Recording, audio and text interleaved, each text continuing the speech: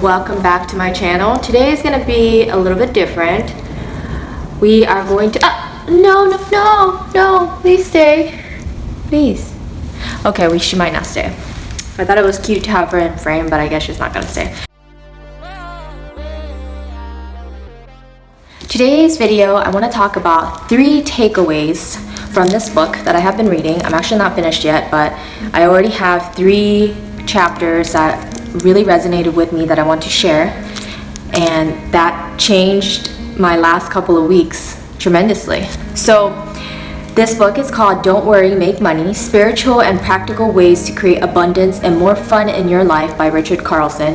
And I think he's mostly known for writing the series Don't Sweat the Small Stuff. So the very first takeaway is basically the title, Don't Worry. I am such a worrywart, and I especially do so when I'm about to go to sleep and I have like a job or I have some kind of responsibility, like I needed to email somebody back or I need to do more research or something like that. I just think about it. It's like, no, I need to be in the present right now and freaking get some good sleep, or spend time with the dogs and just be with them.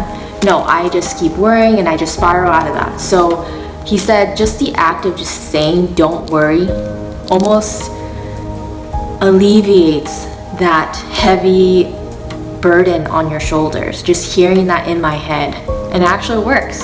And by not focusing on these stresses, focusing on these concerns and worries, I'm not expanding on those fears anymore, and that allows space for abundance. And it's so true. Like the minute I stopped worrying about everything, the minute I stopped worrying about my business and where it's going, am I gonna get jobs? I've been getting jobs left and right. Maybe it's timing, maybe it's coincidence, I don't know. But yeah, like I'm completely booked this whole weekend. So that's my number 1. By telling myself to not worry, I have allowed space, ample space in my mind for abundance, for reassurance, for success, and it's actually happened. I know it's like in general terms, but I want it to be applicable to anyone listening to this. So yeah, the next takeaway is chapter 51. It's delight in the success of others. I find myself scrolling through Instagram stories, looking at YouTube, and just seeing how successful people are and how people are just having fun and just doing whatever they want and just killing it in life. And that actually makes me, sure, there's like a part of me that, especially if I know them personally, that I'm so happy for them and I wish them the best.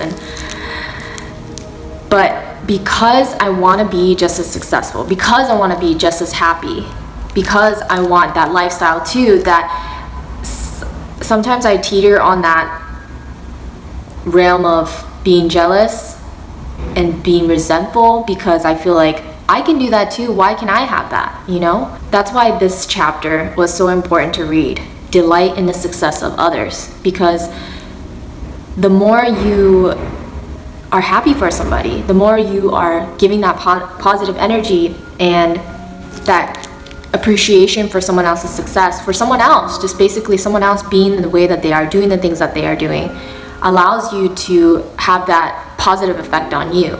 If you're resentful and you give out that vibe to somebody just having a great time, all you bring into yourself is more resentment, more jealousy. So in order for me to hope for reciprocation on positive lifestyle, just successes, I need to be happy for other people. I need to be delighted by other people's success. And reading it and understanding it from that perspective, even though it's such a slight change, it makes the world of a difference. So that was definitely a good takeaway. And then lastly, I want to talk about Chapter 52. Ask yourself, where is this decision likely to lead? This was specifically to the business. The example was a lady running a business, and she wanted to provide her services on weekends so that she can double her income, double her business, which was a wonderful idea.